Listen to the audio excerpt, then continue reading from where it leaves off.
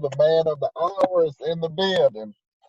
Thank you for doing this interview with me today. I just have a few questions I just have to ask you real quick. Yes, sir. First of all, I've heard the album. I absolutely love it. I love it. I've listened to it over and over and over again. And I just have to ask, what does this album mean to you personally?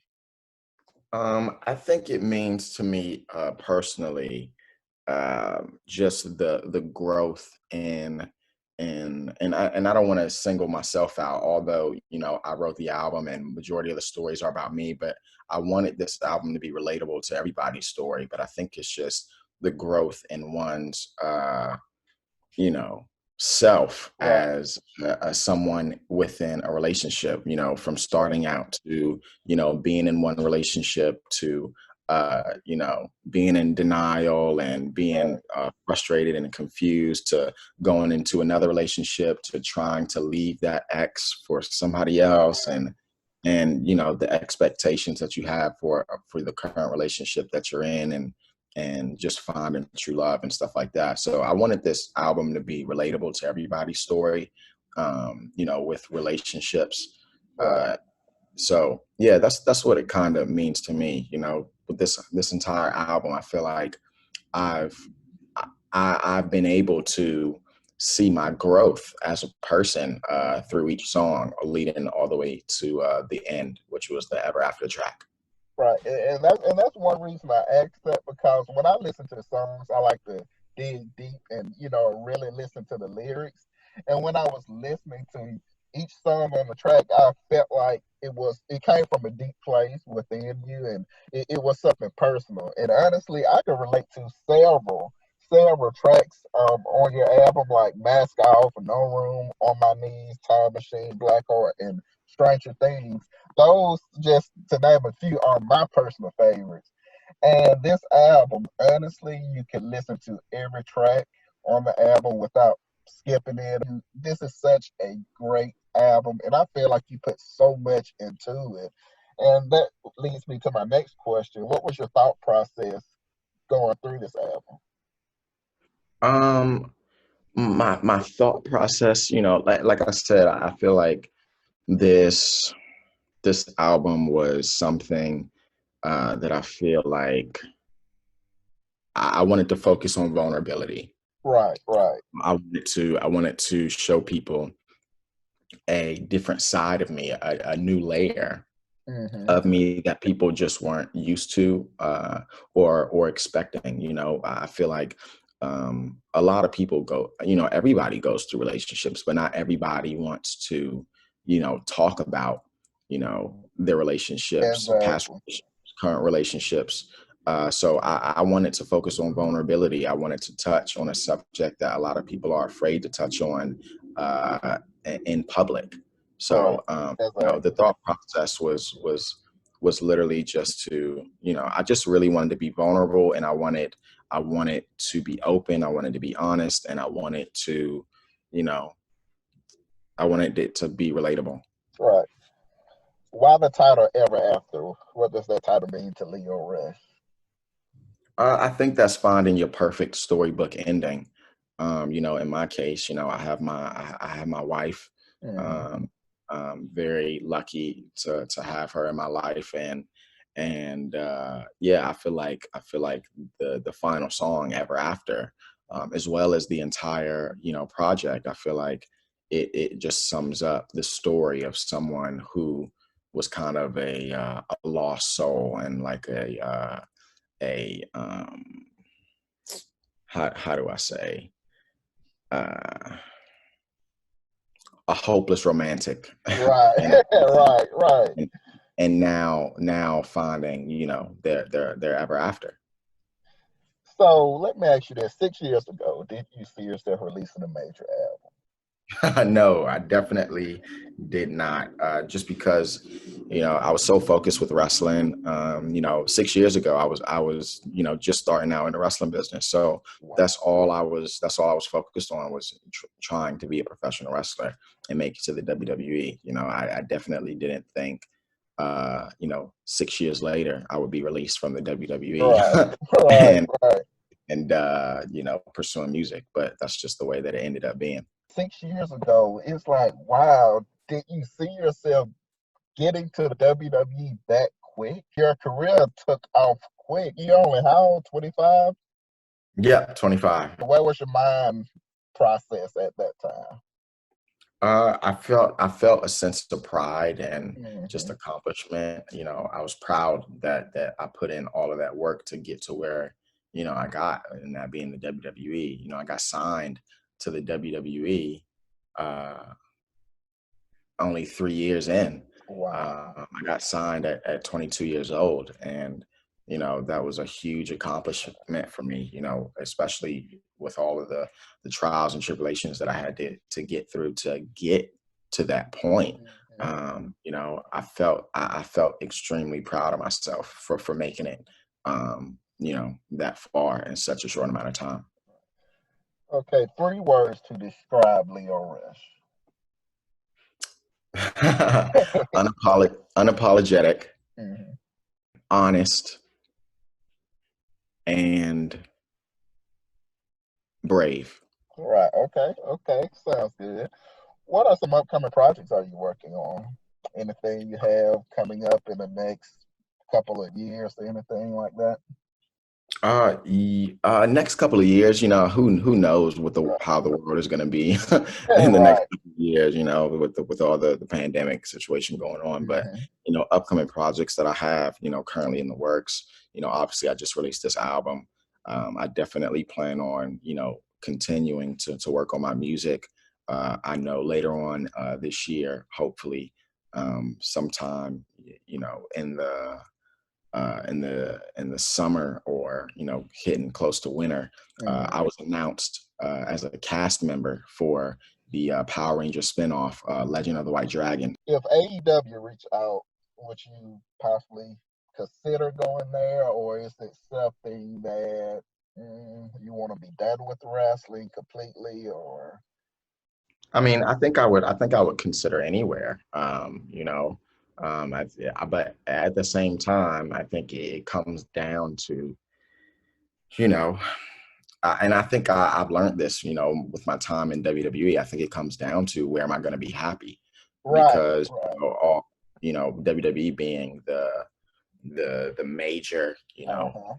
uh, wrestling platform, all the money in the world Right. couldn't make me happy. So Exactly.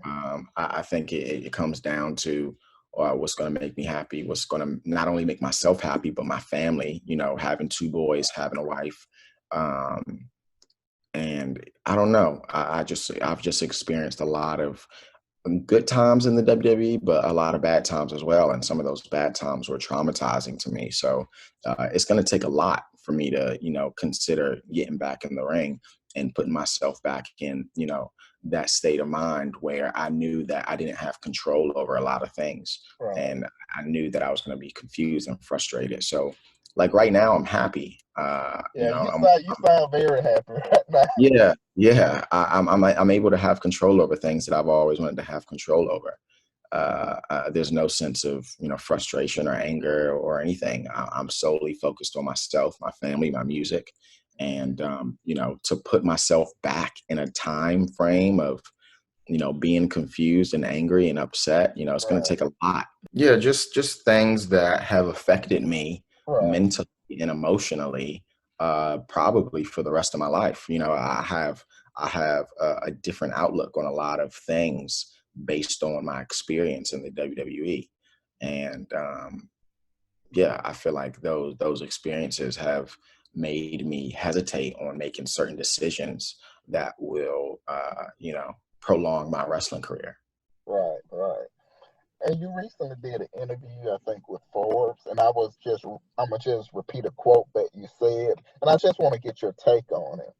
You said a lot of things in the professional wrestling world or sports entertainment world I just don't morally agree with. What were some things that you didn't agree with? I mean, definitely the politics. I come from, where I grew up, how I was raised. I come from a place where, if you work hard, you get rewarded. If you put in the time and Exactly. effort, then you get rewarded. I feel like there's so many people in the WWE that have put in the time, that have put in the work, that have put in the effort, and that are still, just lost, Lost, lost exactly. in the shuffle, like it's a shame. It's a shame that you see so many guys that have literally given their entire lives to the WWE and have not accomplished things that they wanted to accomplish. And that's because they don't have control over, their progress. You have people telling you what to do, how to do it, what to say, how to say it, you know, um, all of the backstage politics, that, you know, I'm not an ass kisser. Right, I'm not, right. I'm just not. And I was taught to, show respect, and you give respect, or give respect and you'll receive respect, or put in the work and you'll be, rewarded for it, and stuff like that. So I don't know. I just felt like uh, how waitresses and waiters, Hmm. they put in so much work only to make very little money. That's how I felt. I put in so much work and effort and time only to be, you know, looked at beside a person who only kissed ass for the last 3 years to get in a Right. position. So I don't know. I think they want certain people on top, and if you kind of exceed, or surpass, you know, that specific person that they want on top, then they try to dial you down a little bit, because, they Right. know that they know that, the cream rises to the top. And if you're not showing, that cream, nobody's Right. gonna know what you're capable of. So I think in my case, I've worked very hard to perfect my in-ring craft, and I got signed to the WWE Hmm. at 22 years old because of my wrestling. I feel like they didn't want me to be in a certain position, uh, you know, because they knew that I would progress in a way that, was a little too fast for their pacing. So Right. they dialed me back a little bit. What would you say to those fans right now to get them to listen to the album? Yeah, I think that, first off, this is something that I put a lot of, time and effort into. This is something I put a lot of thought into. I've took a risk and put my life out there for people to, hopefully, accept and understand, and hopefully they can find a song on that album that they can relate to, and hopefully garnish a new respect for, uh, for me, for my story, and just overall build a deeper connection with my fans. I think that this is a very relatable album, that has to deal with relationships, past relationships, current relationships, and expectations that you have for potentially a future relationship. So I think it's a cool album. There's a nice story to follow throughout the entire thing, and yeah, I think this album is for everyone, because everyone goes through relationships. Exactly. Exactly, everyone. Who were some of your favorite music artists growing up? Oh, so many, so many. Michael Jackson, Right. Tupac, um, Oh yeah. you know, Snoop Dogg, Oh yeah. Oh Eminem, yeah. Lil Wayne, Drake. Right. I mean, the list goes on and on and on. It, So many talented people. so, just for the listeners out there, where can they buy your music at, or stream it, or listen to it? They can stream, and listen to and download my music at musicbyleo.com, which is my website. Okay. Again, that's musicbyleo.com, where you can find all of my music on different streaming platforms, all across the board. It's available on all streaming platforms. So if you want to check it out, definitely head on over to musicbyleo.com. Okay, and I will make sure I put that in the link below. But I want to thank you, Leo, for answering these questions and doing this interview with me. Hopefully, at a later date and time, we can do another one. And Yes, I, sir. and I wish you well, you and your family. and Thank you so much. your future movie career. I'm talking into existence right now because but listen, because I really want to see you in many more movies. I think you would Thank be you. an awesome talent in Hollywood, and your music career. Hey, I hope you take it to the top. The man of the hour, Leo Rush. I appreciate it, and hopefully we can do this again. Yes, sir. Yes, sir. Thank All you right. so much. You have a great day. You and your family stay safe during these times. Most definitely. You too.